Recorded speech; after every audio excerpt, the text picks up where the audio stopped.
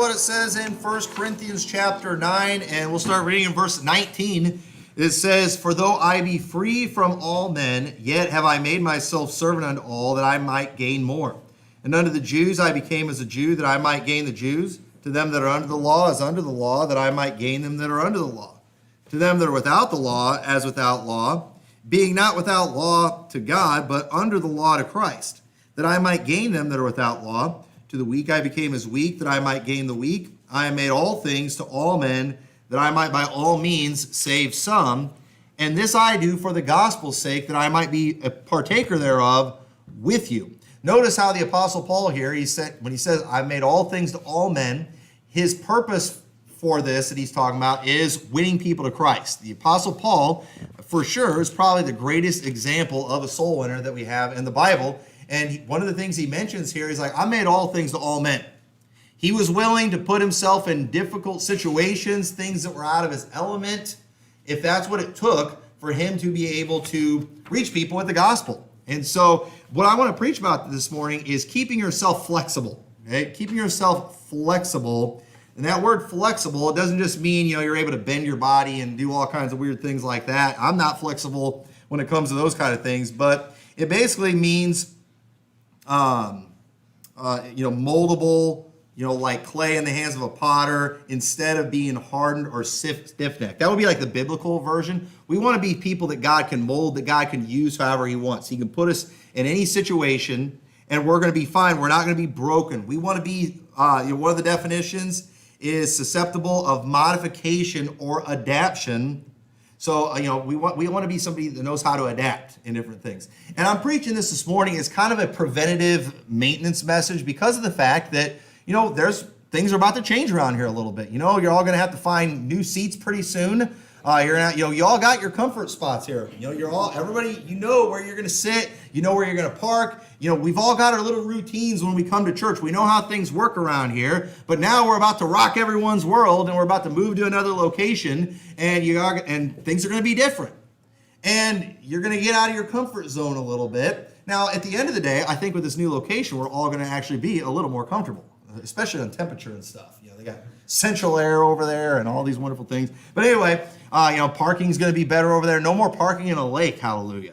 Or change. All right, we're going to do, and things are always going to be changing, and we need to be able to be adaptable.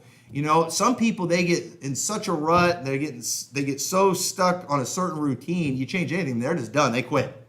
I'm out of here. And I talked to a pastor here in town one time, and he was talking about how there was another pastor took over this church, and the church needed remodeling, and it had this ugly paneling on the platform, and the pastor said, "Hey, we need to change this." One of the old dudes in the church came up to me. He's like, "You were in diapers when I hung that paneling, and the day that paneling goes, I go." And that pastor listened to the old guy, and I'd have just been like, "See you later. I love you, but man, that's a horrible attitude." But anyway, some people just can't handle anything, and we ought to be flexible. But we're not. It's not a part of the American culture to be flexible. I mean, look how we are with temperature. Okay, we complain in the summer, we complain in the winter. We've all got climate control on everything. We can't even travel from one place to another. We got air conditioning in our vehicles. We got it in our houses. We're in our workplace. And if we have to sweat at any point of the day, at any point of the year, we all think we're victims. And we all think we should get paid hazard pay for our jobs because we're required to sweat a little bit. Look at the luxuries that we have in this country that aren't enough. Our Wi-Fi goes down and we think we're living Little House on the Prairie. Last night, one of our fuses blew at our house. And this happens every once in a while, like half the electricity goes out in our house. And it was panic. And all the stores were closed. By the time this happened, I can't go buy these things. And, we were having like a crisis. Everybody's panicking. All of a sudden, everybody just kind of gathers to the living room, where the electricity's at. There's no Wi-Fi. We can't do anything except exist. And with only half electricity in the house. We still had lights and everything, but, it was a big crisis. And thankfully, I got a hold of United Electric. And let me do a plug for United Electric. A guy came out to the place and gave me fuses that I can use. And check this out. He trusted me to just come back Monday and pay for it when they're open. No, I'm going to do it. All right. I really appreciate the fact that they did that. That was a blessing because, we were able to enjoy all our modern conveniences today. But we were victims last night for a little bit, and that's just how we are. Look at the way we are with fast food. It takes more than 5 minutes for us to get our food. We're all throwing a big hissy fit. Look how we are. We're just, when it comes to traveling, how easy traveling is today compared to back in the old days when they had to cross rivers and, go on a wagon and things like that. I mean, it's just amazing what we have, and yet we are a country full of professional victims. We have more mental disorders today than we've ever had before. Even though we've got all these things going for us. Why is it? We just have no flexibility. We're not able to adapt to anything. What's one of the biggest crises we're facing in the world right now? Climate change. Hey, you know what? Sometimes things change. Not all the deserts weren't always deserts. There's a lot of places that used to be underwater. Climates change. And you know what people always did when climate changed? They moved somewhere else. They went somewhere else. That's what we might have to do. If the polar ice caps melt, you know what? You don't have to just stand there in New York and drown. You know what you could do? You could leave and move further inland. All the animals will do that, but all the humans are just going to drown. Just listen to them in the news media. They're all going to drown there and die. We don't know how to adapt in this country, and we need to know how to do this. And you know what? I hate to bring this up, okay? I hate to bring this up, and hear me out on what I'm about to say, all right? But did you know if there's a pandemic going on, we should be able to adapt a little bit. Y'all understand that? Okay, I get it. I get it. Our government is full of stinking liars that have cried wolf too many times. Okay? I get it. Every election year, there's the threat of a pandemic. It's just this time, something actually happened. Okay? So I get it that we're skeptical and we don't want to follow. But at the same time, there should be some things we should be able to do. And I'll even say this too. Okay? We should be capable of, doing things that are a little uncomfortable, like wearing a mask and stuff like that, if it's needed. Okay? Now, if we want to have a debate about where it's needed, hey, let's have that debate. Okay? If you really think we need that in Walmart, and all these places, I don't think we do. I wore one at the hospital the other day. I didn't complain about it at all. It's a hospital. Sick people are there. So of course, that makes sense. And yeah, it was a discomfort to my face, but I'll adapt in that situation because I really wanted to go visit this person, be a blessing. So, and the thing is, I get it. We've got two problems going on right now. This is the mask problem right now.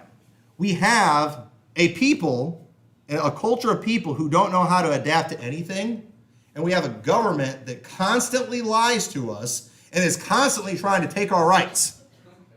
So it's like, what do we do? I know we should be adaptable, but I don't want to be duped. I don't want to be a sheep.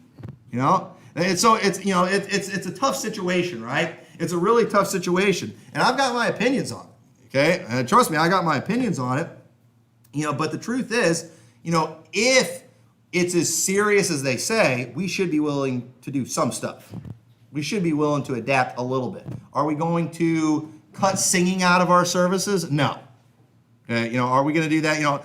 Obviously, they're ruining their credibility too by just doing some of these extreme measures that don't make any sense at all. So again, there's major fault on both sides.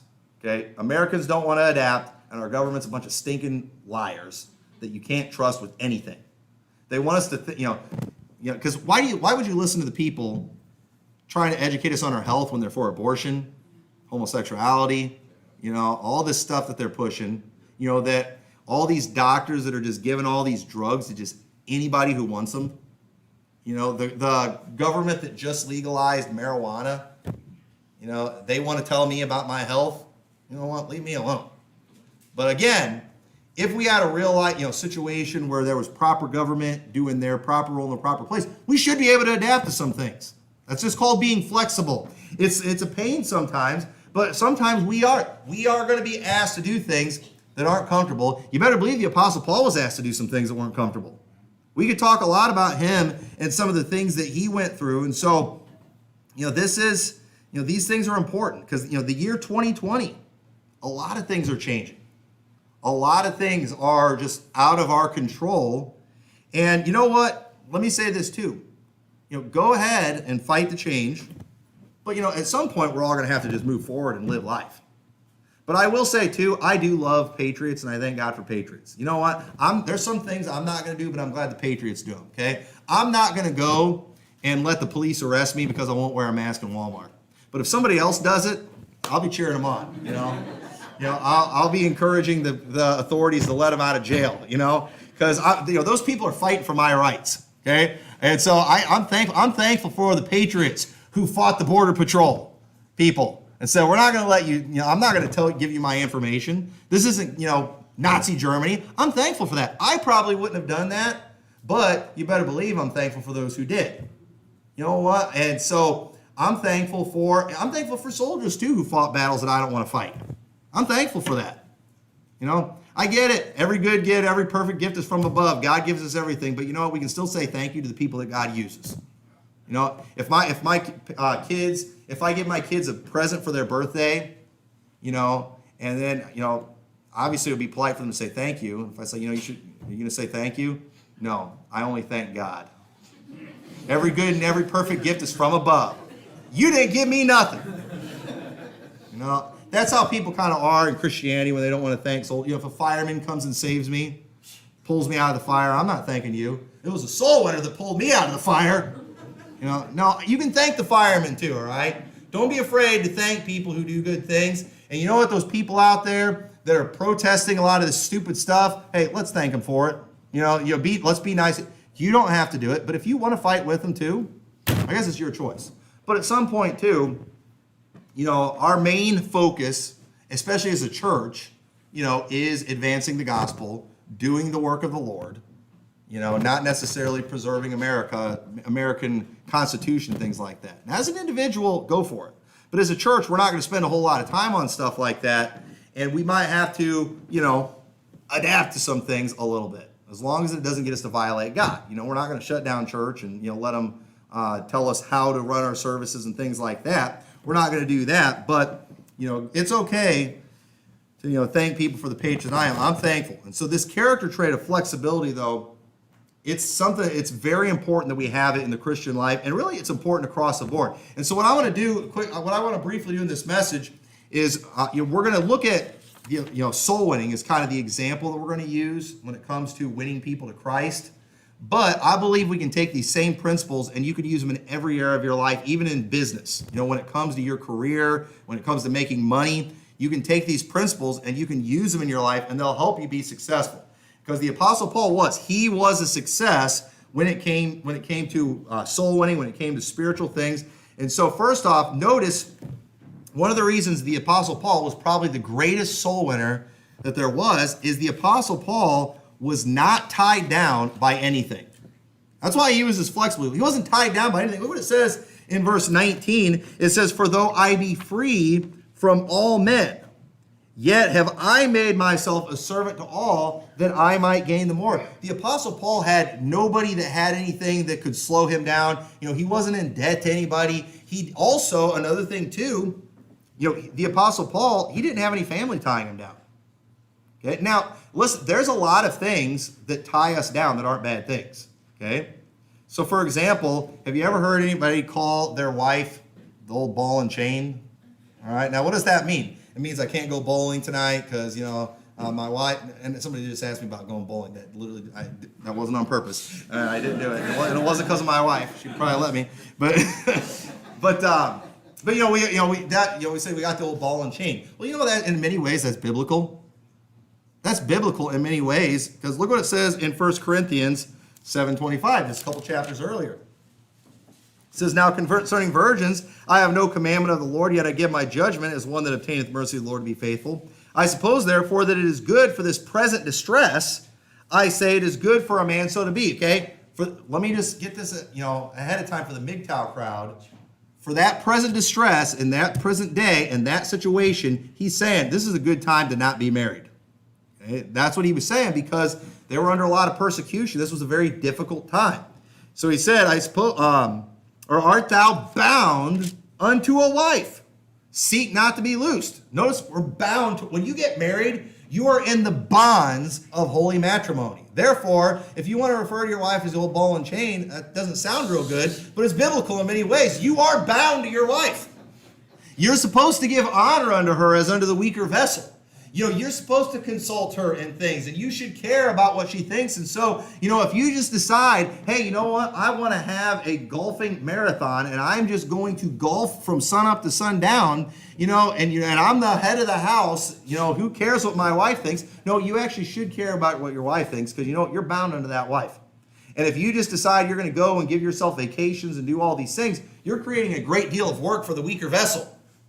So you're not going to be able to do things that other people would do. But it's like, well, what if it's spiritual things? I just want to go on this missions trip. I'm going to go on this, fine. I'm not going to go on a golfing marathon, but I'm going to go on a soul winning marathon. And my wife's got nothing to say about it. I know she's 9 months pregnant now and she's about to have a baby at any time. But you know what? I'm not allowed in the hospital anyway. And you know what? She can, she'll be fine by herself. I'm going on this spiritual trip because it's for soul winning, so it's okay. Now, if you're married, you probably shouldn't do that. Okay? You probably should get, don't take this term wrong, but permission. It's called just giving honor as unto the weaker vessel. Okay? It's real easy for you to just run off and do things, but you're married, you have kids. So, if person though who's not married, who doesn't have kids, they can do that stuff. I mean, when you're not married, you can just say, you know what? I'm going to go, and you can spend all your money on whatever you want. You can go wherever you want. You don't have those responsibilities. So who's going to be able to do more in that area? The one who's not married. Now, you're not in sin if you get married. You're not in sin if you start having kids. But, you are going to be tied down somewhat. You're going to lose some flexibility. And so when I'm talking about, keeping your flexibility, there are things that it's okay if it takes away. There are good things. It is good to get married. It's good to have kids, but you won't be able to do like the Apostle Paul did.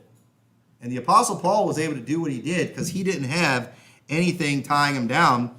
And so I believe wife and kids are worth it, but me being married, I'm not as flexible as somebody who's unmarried. And so your lack of flexibility in area, it doesn't mean you're in sin. It just means you have greater challenges. So, some single person, if they want to be the patriot and go to jail over the mask thing, they can do that if they want. Me, I need to think about the fact that, I got wife and kids too that I got to take care of. So it's like, it's probably not a good choice for me to do that. But at the same time, if it's my desire, if it's in my heart to be a patriot and to just fight for the rights of this country, all that, if that's my desire, if that's what's in my heart, I should probably think about these things before I start doing stuff that's going to make it difficult. That's going to, if I just decide I want to be a martyr. That's a good thing, right? Isn't being a martyr good? Well, chances of me getting martyred in the United States are pretty slim right now. But what if I was like, well, you know what? I want to be a martyr. I'm going to Iran and I'm going to start preaching the gospel. And I'm preaching hard. I'm going to go hold signs saying Muhammad was a pedophile out there just because I want to get martyred. And you can't say anything against that because that's martyrdom. That's good. I'm going to get a special crown in heaven. But most of you would probably have a problem with that because wait a minute, you really shouldn't be doing that. You're married, you have kids. You need to think about them too because it's not just you. It's not just you anymore. And so I'm saying all this to say while keeping our flexibility is good, we do need to understand things that are going to take that away. And some of these things are not bad. It is not bad. But if you are in that situation, you need to understand the situation that you are in. You don't get to go and just ditch your family so you can be a missionary and a full-time soul winner somewhere. That's messed up. You don't have that ability to just do that, to just quit your job. No, you've got responsibilities you got to take care of. But the Apostle Paul, he didn't have to worry about these things. He chose not to be married. And he could have. He talked about it earlier in this chapter. We're not going to go over it. He talked about people like Peter who did have a wife. Paul said, I could do this, but he had chosen not to. And so the same thing applies too. If your goal in life is to make money, the more wife, if you have a wife, the more kids you have, the harder it's going to be to do that, isn't it? Because you don't have as much flexibility. But again, you got to make that choice. I think the wife and kids are worth it. I think I'm better off with them. And we don't have time to go through all of 1 Corinthians 7, but the Apostle Paul, he talked about, not everybody has that ability to stay single. Not everybody has that gift. And he goes on to talk about how important it is to flee fornication, and so to avoid fornication, have your own wife. And so, some of us, we wouldn't do well by ourselves, without being married. And, that's fine. So you get married, you're not in sin when you do that, but, you're not going to be as flexible. Okay, married men with children, okay, don't try, competing with the single guys on some things. They're going to beat you, okay? And it's not a competition anyway, but they're going to beat you. They don't have things tying you down. That's why, some of these, IFB punks online that are always running their mouths, these single guys that I get aggravated with, while I get annoyed at the mouth, because we're all annoyed by the arrogant, they never make me feel bad. Because it's like, if I was single, I would be able to do, all that stuff. But, I'm married, I have 7 kids. So congratulations on your flexibility, but, I don't have that, okay? And not everybody does. You don't need to make them feel bad for it. So, for example, too, I'm not, in another way I'm not flexible, I feel like I'm tied down to this area, okay? Now, what's tying me down? Well, one, you all are tying me down to this area. There's been many times I felt like, what, I'd rather pastor in a warmer climate. But it's like, I got all these people around here that I care about that I feel that need me, and so it's like, I'm not going to do that. I'm tied down. My wife and kids, it wouldn't affect just me. It would affect my whole family. I have extended family that all live in Illinois. I don't want to move out of Illinois. I don't want to move far away, even though I hate winter sometimes. I'm kind of tied down. And I have a desire, someday I have a desire to go to different places where there's churches that need to get started and just kind of help a church get started, train somebody, ordain them, and then move on and go somewhere else. I know a lot of places right now that could use that. But I can't do that. You know why? Because I'm tied down. I don't have that flexibility. And so it's not for me. God may call somebody else to do that, or he may have me do it later after my kids are growing up and out of the house and I'm not as tied down. But then I might be tied down with all my grandkids.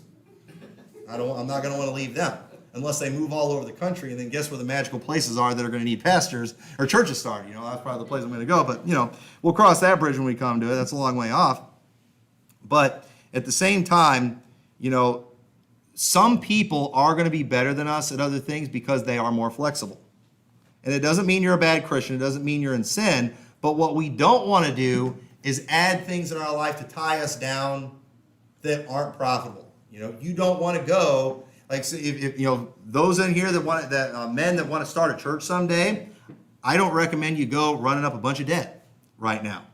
I don't recommend that you go and buy a house that's just way out of your price range, that's going to just tie you down. I think you need to make wise choices. And if you do buy a house or something, which is fine, buy something that's a good investment. Buy something that you could easily sell someday. Don't go running up credit card debt and all that. You need to do whatever you can to keep yourself flexible. And that's what I did too. When I wanted to start a church someday, and that was what we did. We made sure we paid off all our debt and we saved money because we didn't know what was going to happen if we moved away and started a church. And so we did. We got rid of, and it took us a few years to get where we were there. We got rid of everything that was tying us down. And sometimes too, it can be stuff. I get overwhelmed just thinking about moving to a different house sometimes, all the junk we've got. And and if you're going and buying bass boats and all these other things like that, it's going to be harder for you to do these things. So you got to decide what you really want and try to keep that flexibility there. Keep things from tying you down that you don't need. Okay, wife and kids, that's fine. Said I don't think it's wrong for me to get tied down to a church that the Lord had me start. I don't think I'm not in sin by that, but I'm not as flexible either. And so it's not always a bad thing. But if I'm stuck in this area because I just owe the mortgage company so much money and I can't get away because I'm in debt, that's bad. That's a sin. In that situation, I don't believe that God's going to bless that. So turn over to look at verse 20 of 1 Corinthians 9. So Paul was successful because he wasn't tied down. So just don't tie yourself down with unnecessary things. Don't tie yourself down with sinful things. And the things that do have you tied down that are good, okay, don't seek to be loose from those things, okay? Don't divorce your wife so you can, be a full-time soul winner. Don't go and be a deadbeat and not provide for your children so you could donate more money to missions. Okay? That would be wicked to do that. You'd be a sorry, pathetic loser if you do that. But there's some in here. I mean, if you're single, if you wanted, and I'm not recommending you do this, and I don't think a single person, I wouldn't do this if I was single, but if you're single, if you wanted, you could literally get a tent and move out in the woods somewhere so you can just have more money to give to the church and give 90% of your income to the church. You could do that. Now, if I did that, you'd all think I'm a sorry person. If I'm making my wife and kids live out in a tent, say, I can't do that. But if you're sick, you can if you want, if you desire that. Okay? Now, I doubt anybody's going to desire that. But I think, do you all get the point that I'm trying to make here? All right, so I think we all get that. So now look at verse 20. This is where he says, unto the Jews I became as a Jew, that I might gain the Jews. To them that are under the law as under the law, that I might gain them that are under the law. To them that are without the law as without law, being not without law to God, but under the law to Christ, that I might gain them that are without the law. Whenever Paul would go to an area, he would put himself in a situation that would be most profitable to help him reach people. So for example, here in chapter 9, we see with these people, he was working for them free and without charge. He was not charging them for the work that he was doing because for whatever reason, the situation that he was in, he felt it would hinder the work of the Lord if he was getting paid. He might have thought, you know what, if I get paid for this, people might think the wrong thing because maybe they had a bunch of, false religion preachers out there that were living it up. They had the Kenneth Copelands and their private airports and things out there, and he didn't want to look like that. He didn't want to associate himself with that. So he's working free of charge. Now, this is a great thing, but you know what? Paul could do that, again, because he was single. He didn't have a wife and kids to provide for, but he told him, I could do that if I wanted to.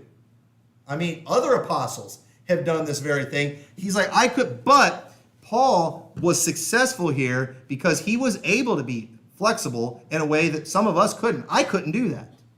But the Apostle Paul, he was able to do that. And so we've got to understand we sometimes need to be adaptable. And so in other words, if, I don't like the cold, but I got to learn how to deal with the cold if I'm going to pastor in Illinois. There's a lot of things about this state that I don't like. I don't like overreaching government. But if I'm going to pastor in Illinois, I got to deal with overreaching government sometimes. Some of y'all, if Lord calls you to start a church in, down south somewhere, you better be able to handle heat. You better be able to handle snakes. If God calls you to go to Africa, you better be able to handle some things. You have to be able to be adaptable to those things. And many people, they go and it's like they'll go to these mission fields and then they get out there and they find out it's difficult. They find out there's challenges. They find out there's big bugs. They find out there's all these things. It's like, I quit. We're done. Hey, if you're going to reach these people, you've got to be able to live in what they live in. You've got to be able to adapt to that. And the Apostle Paul was able to do that. You've got to be willing to get out of your comfort zone. Jesus told the disciples in John 16:1, these things have I spoken unto you, that you should not be offended. They shall put you out of the synagogues. Yea, the time cometh that whosoever killeth you will think that he doeth God a service. That's not a comforting thought. Wait, people are going to try to kill us if we do this? Talk about being asked to get out of your comfort zone. That's exactly what Jesus told the disciples. You're going to go through some difficult times, and we need to be willing to do that. We need to be willing to endure difficulties. We need to be willing, and we need to be able to handle a little bit of persecution. We need to be able to handle some toughness. And so what do? We prepare ourselves for these things. You know why we don't give up and we don't quit when we get persecuted by, just the homos online? Because one of these days, we believe the Antichrist is going to be trying to kill us. And so it's like, you know what? We better learn how to handle this stuff. We better learn how to stand up to these things right now. When the government's trying to tell us, when we can have church and how we can have church, we should probably stand up to that now. That way we can prepare ourselves to handle when they're telling us to bow the knee to Baal. Well, we're trying to toughen ourselves up. Why? Because the tougher we are, the more we can handle. And I want to be able to handle the difficulties. I want to be able to, if I have to, lay my head down on the chopping block. I want to be able to do that. So I better not get too married to this world. I better not get too married to being loved by the world. Okay? I better not do that. I better not go Pastor Trendy's route.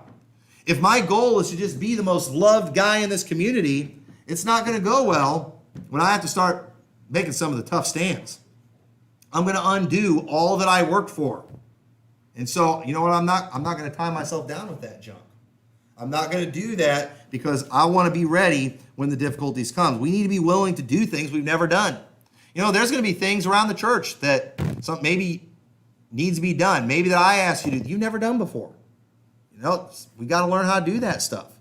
You know, when it comes to souling, a lot of people, they've never done it before. You know, you got to just learn how to do it. You just got to start doing it. Don't wait until you're comfortable, and you're going to be uncomfortable when you do these things. You know, everybody's uncomfortable. Everybody's scared to death the first time they knock on a door.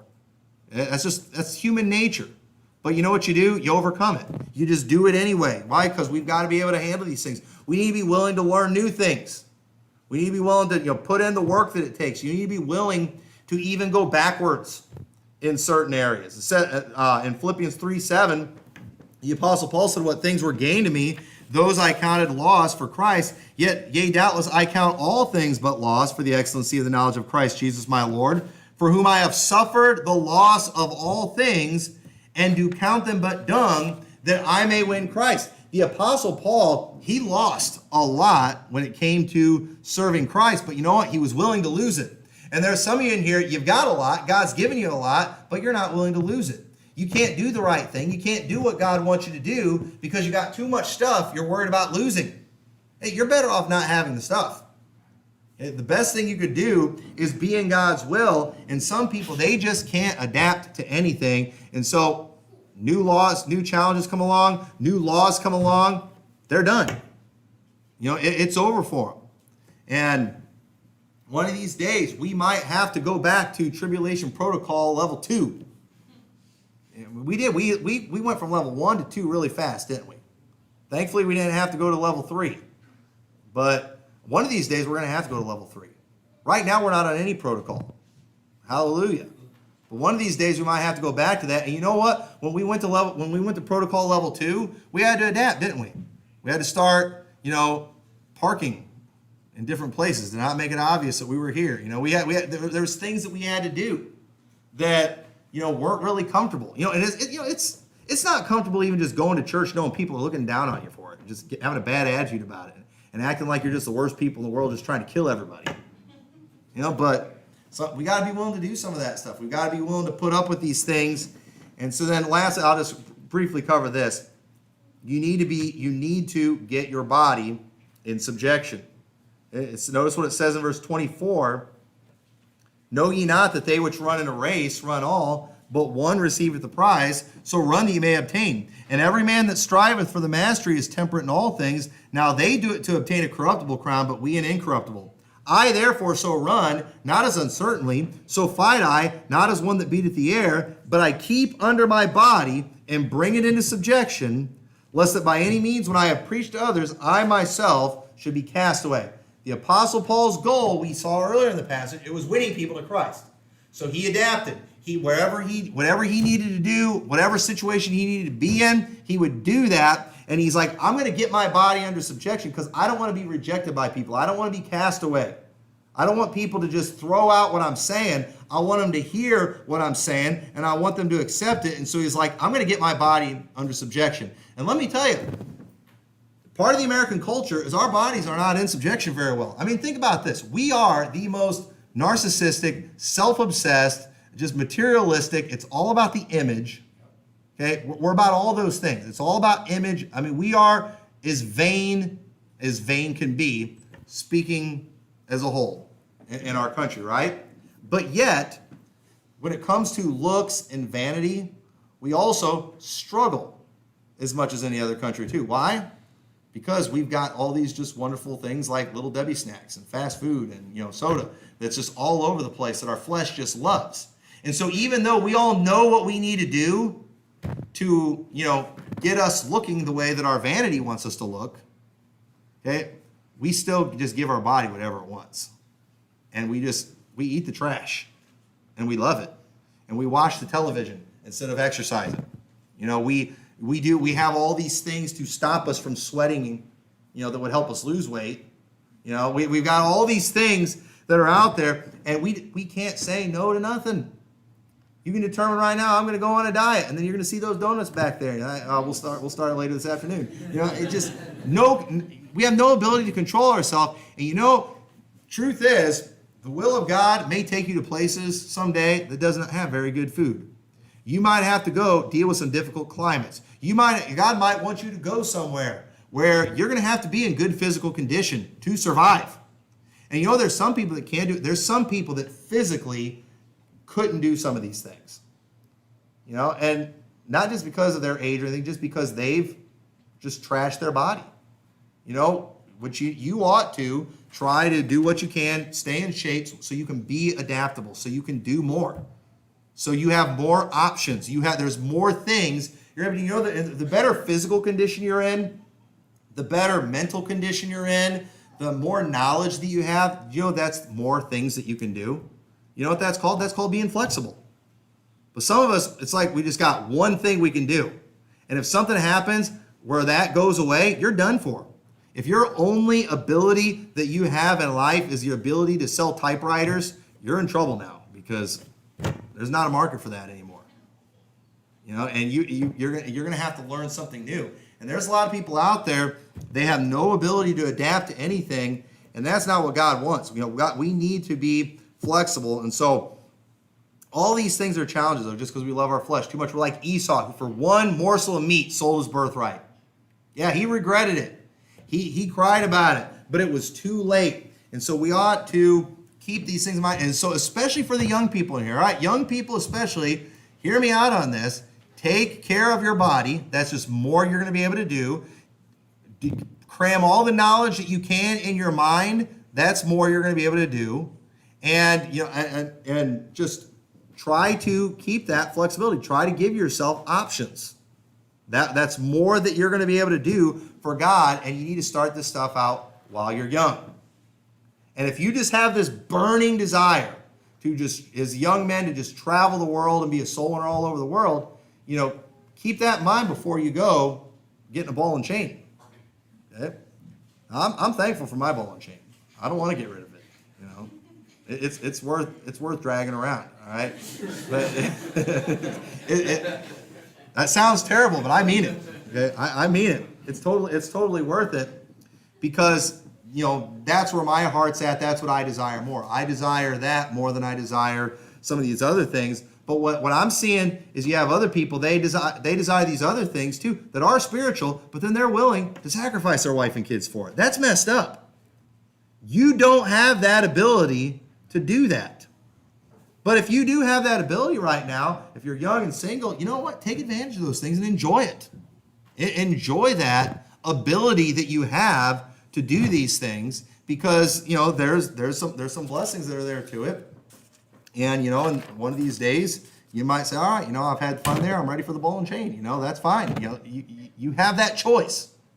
And so, but at the same time, though, we should always, when it comes to being flexible, it shouldn't be about I'm going to keep myself flexible because of what I may want. It should be because of what God might want for me. That needs to be your attitude. I'm keeping as many options available as possible, because whatever God needs me to do, I want to be able to do that. And so that needs to be your attitude. And so I hope that was a help. So with that, let's pray. Dear Lord, I thank you so much for your goodness to us and for your word. Dear God, I pray you'll help us, Lord, to keep flexibility in our life. Help us to be adaptable. Help us be willing to get out of our comfort zone when it comes to just doing your work. And I pray, Lord, you'll help us to keep the bad things out of our life that take away that flexibility. And Lord, I just pray you'll help all of us to just be better Christians, to just be more successful in every area of our life. In your name we pray. Amen.